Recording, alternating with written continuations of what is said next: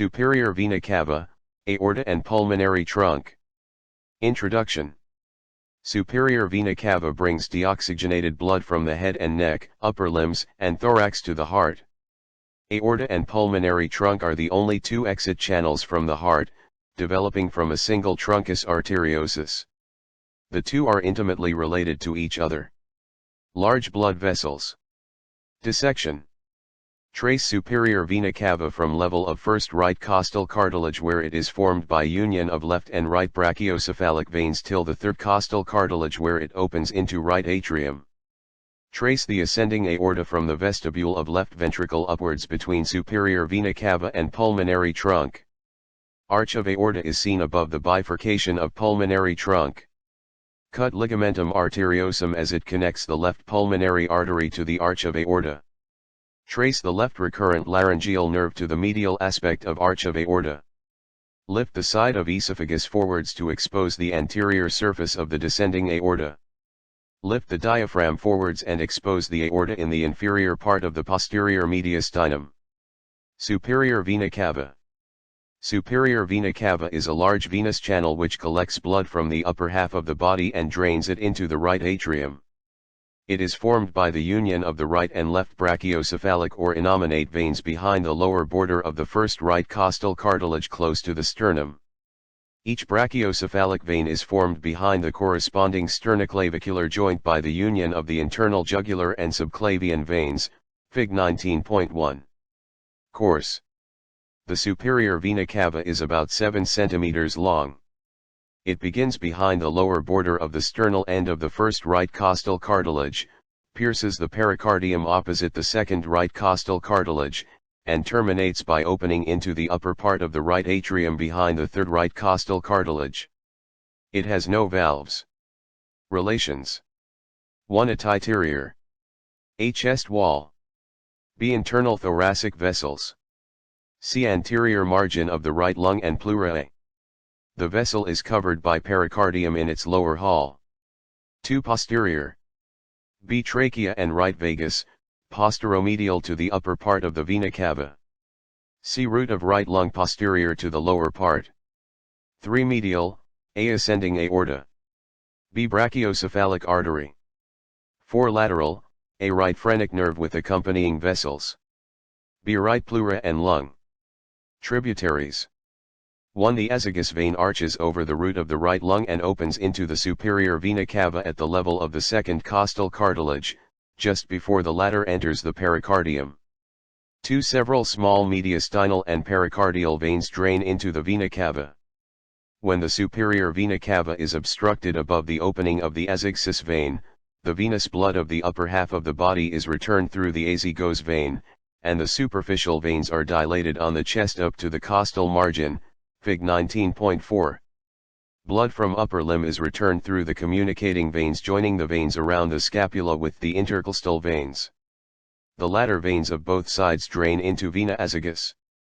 When the superior vena cava is obstructed below the opening of the azygos veins, the blood is returned through the inferior vena cava via the femoral vein, and the superior veins are dilated on both the chest and abdomen up to the saphenous opening in the thigh.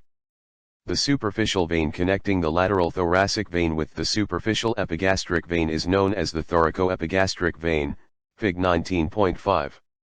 In cases of mediastinal syndrome, the signs of superior vena caval obstruction are the first to appear.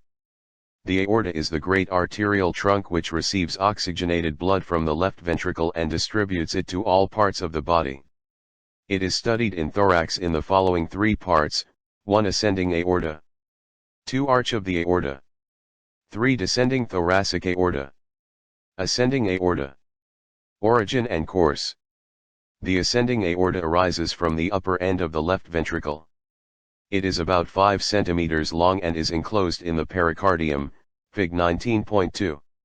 It begins behind the left half of the sternum at the level of the lower border of the third costal cartilage. It runs upwards, forwards, and to the right and becomes continuous with the arch of the aorta at the sternal end of the upper border of the second right costal cartilage. At the root of the aorta there are 3 dilatations of the vessel wall called the aortic sinuses. The sinuses are anterior, left posterior, and right posterior.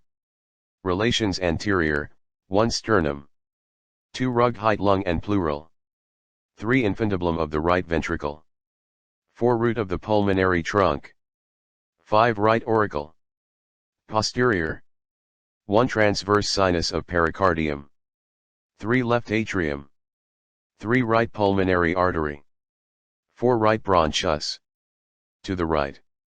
A superior vena cava. B right atrium. To the left. A pulmonary trunk above. B left atrium below. Branches L. The right coronary artery arises from anterior aortic sinus. 2 left coronary artery arises from the left posterior aortic sinus. Aortic knuckle. In posterior view of radiographs of the chest, the arch of the aorta is seen as a projection beyond the left margin of the mediastinal shadow. The projection is called the aortic knuckle. It becomes prominent in old age, see Fig 21.12. Coarctation of Bthe aorta, is a localized narrowing of the aorta opposite to or just beyond the attachment of the ductus arteriosus. An extensive collateral circulation develops between the branches of the subclavian arteries and those of the descending aorta. These include the anastomoses between the anterior and posterior intercostal arteries. These arteries enlarge greatly and produce a characteristic notching on the ribs, Fig 19.6. Ductus arteriosus, ligamentum arteriosum, and patent dissus arteriosus. During fetal life, the ductus arteriosus is a short wide channel connecting the beginning of the left pulmonary artery with the arch of the aorta immediately distal to the origin of the left subclavian artery. It conducts most of the blood from the right ventricle into the aorta, thus short-circuiting the lungs. After birth it is closed functionally within about a week and anatomically within about 8 weeks. The remnants of the ductus form a fibrous band called the ligamentum arteriosum, Fig 19.7. The left recurrent laryngeal nerve hooks around the ligamentum arteriosum. The ductus may remain patent after birth. The condition is called patent ductus arteriosus and may cause serious problems. The condition can be surgically treated. Aortic arch aneurysm is a localized dilatation of the aorta which may press upon the left recurrent laryngeal nerve leading to paralysis of left vocal cord and hoarseness. It may also press upon the surrounding structures and cause the mediastinal syndrome, Fig 19.8, i.e. dyspnoea, dysphagia, dysphonia, etc. Arch of the aorta. Arch of the aorta is the continuation of the ascending aorta. It is situated in the superior mediastinum behind the lower half of the manubrium sterni. Course. 1. It begins behind the upper border of the second right sternochondral joint. 2. It runs upwards, backwards, and to the left across the left side of the bifurcation of trachea. Then it passes downwards behind the left bronchus and on the left side of the body of the fourth thoracic vertebra.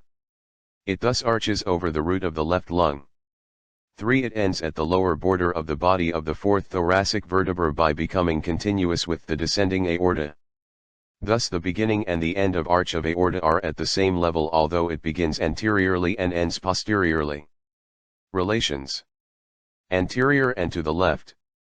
1 to 4 nerves from before backwards, A left. A left phrenic.